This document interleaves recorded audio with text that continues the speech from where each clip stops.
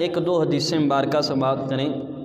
حضور فرماتے ہیں صحابی کالنجوم بأیہم اقتدیتم فاہتدیتم، فرمایا میرے صحابہ آسمان کے ستاروں کی مانند ہیں، تم ان میں سے کسی ایک جس کسی کی بھی اقتداء کر لو گے، اتباع کر لو گے، فرمایا ہدایت پا جاؤ گے۔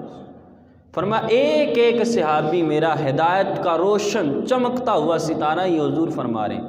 فرمایا کسی ایک کا دامن بھی پکڑ لو گے تو فرمایا تم ہدایت پا جاؤ گے، کامیاب ہو جاؤ گے۔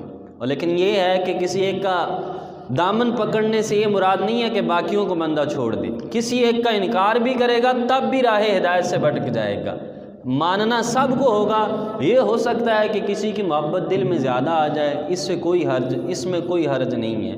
تو فرمایا سارے صحابہ ہدایت کا منبع ہیں، ہدایت کا روشن ستارہ ہیں، جس کسی سے بھی روشنی لے لو گے تم ہدایت پا جاؤ گے۔ اور ایک حدیث مبارکہ کا مفہوم ہے، حضور فرماتے ہیں کہ میرے صحابہ اور بعد میں آنے والے لوگ ایسے ہیں، فرمایا کہ میرے صحابہ میں سے کوئی صحابی ایک مد جو، تھوڑے سے جو اتنے اللہ کے راستے میں خرچ کرے، اور بعد میں آنے والا احد پہاڑ جتنا سونا اللہ کے راستے میں خرچ کرے، فرمایا پھر بھی میرے صحابی کے ایک مد جو کے اجر کو وہ بندہ نہیں پہنچ سکتا۔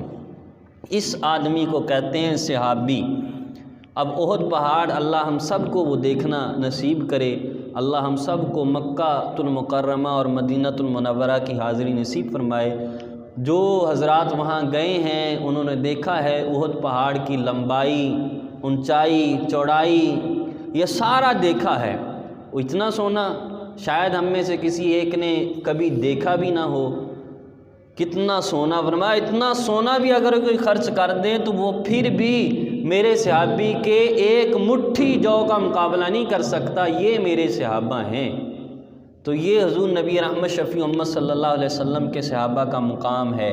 اور پھر غور کرنا، ایک آدمی صحابی ہو، بعد میں آنے والا بے شک اس کو اللہ 500 سال ہی عمر دے دے، یا بے شک قیامت تک ہی عمر دے دے، وہ ساری زندگی سجدے میں گزار دے، لیکن ایک صحابی ہے، وہ صرف صحابی ہے، حضور کا کلمہ پڑھا، حضور کو دیکھا، اس کا وصال ہو گیا، کوئی عبادت نہیں کی، تو یہ 100 سال 200 سال 500 سال 1000 سال عبادت کرنے والا بھی اس صحابی کا مقابلہ نہیں کر سکتا۔ یہ ہوتے ہیں صحابہ۔